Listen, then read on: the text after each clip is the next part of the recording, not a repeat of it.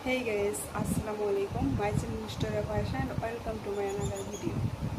তো বারবার ব্যর্থ হয়ে যাওয়ার যে গল্পটা সেটা তোমাদের সাথে আজকে শেয়ার করব।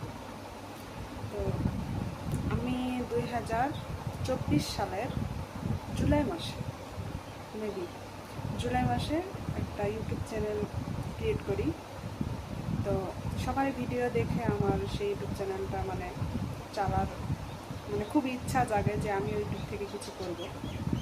তো ইউটিউব চ্যানেলটা খোলার পর ভিডিও ছাড়ি এমনি তখন তো নতুন নতুন হিসেবে তো আর তেমন করে কিছু জানি না। তো যেরকম পারি সেরকমই একটা ভিডিও ক্রিয়েট করি। তো সেটা আবার আপলোডও করি।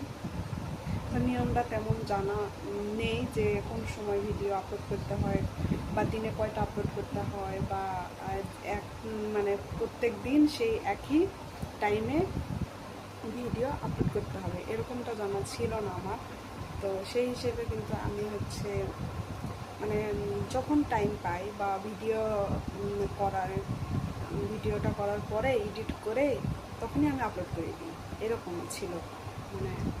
আমি যে একটা টাইম মেনটেন করে যে একটা ভিডিও আপলোড করবো এরকমটা আমি ছিলাম না বা করিনি। তো যার কারণে ভিডিওতে ভিউজ হয় না, 40-50 এর উপরে আর ভিউজ আসে না। তো মনকে খুব খারাপই লাগে, মনটা ভেঙে যায়। তো এরকম করে ভিডিও চালিয়ে যায় 2 মাস মতো, কিন্তু কোনো রেসপন্স নেই।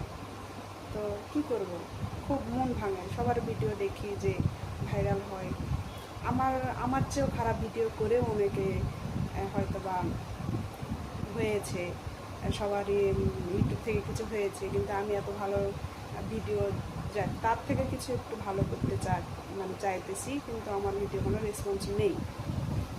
তো সেই জন্য আমি ইউটিউবটা আবার ছেড়ে দিই, আর ভিডিওটা করি না। মনে বলি যে এত কষ্ট করে যেটুকুই করি, এত কষ্ট করে ভিডিও করি, একলা, আমার ক্যামেরা ধরার কেউ নেই। তো আমি সেই অনুযায়ী ভিডিও করি, তো আমার ভিডিওতে সেরকম ভিউজ আসে না। তো ছেড়ে দিলাম। ছেড়ে দেওয়ার পর তখন 4 মাস মতো আর কিছু ইউটিউবে আর কিছু ভিডিও আপলোড করি না।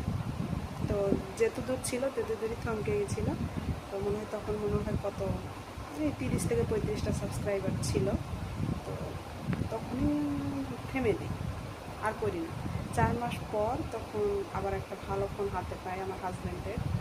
তো তার ফোন থেকে যখন দেখলাম যে এমনি একটা ভিডিও করছি, তো খুব সুন্দর ক্যামেরা হচ্ছে। আর আমার হাতে যে ফোনটা ছিল সেটা খুব খারাপ একটা ফোন, ক্যামেরা তেমন ভালো ছিল।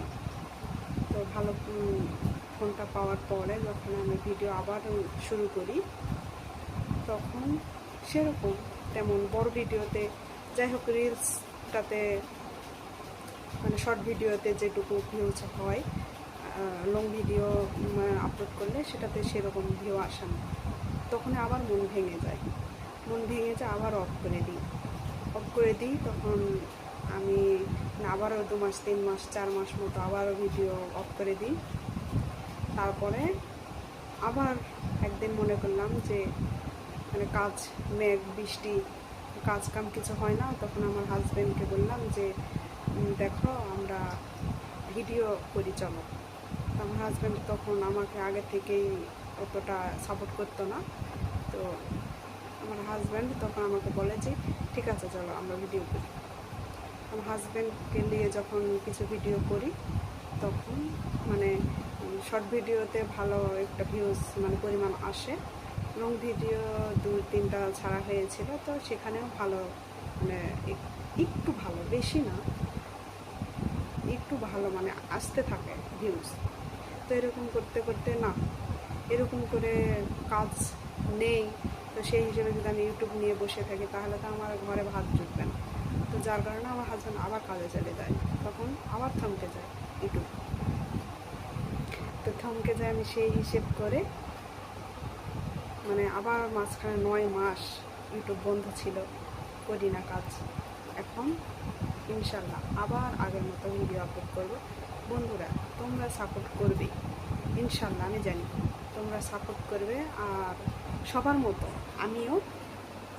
আমি জানি সবার মতো আমিও কিছু একটা করবো ইউটিউব থেকে, এটুকু আশা নিয়ে আজকের ভিডিওটা। তো ব্যর্থ আমি, 2 বছর ধরে ইউটিউব চালাই, কিন্তু আসলে এটা আমি জানি যে হচ্ছে ইউটিউব চালাতে চালাতে বন্ধ করে দিলে তার রিচটা কমে যায়। তো এটা আমি জানি, তারপরেও ব্যর্থ। সেরকম একটা লং ভিডিও ছেড়লে সেরকম একটা ভিউ আসে না। ইনশাল্লাহ তোমরা সবাই সাপোর্ট করবে বন্ধুরা আমাকে, আমিও যেন সবারই মতো ইউটিউব থেকে কিছু করতে পারি। তো এটুকুই। হাফেজ।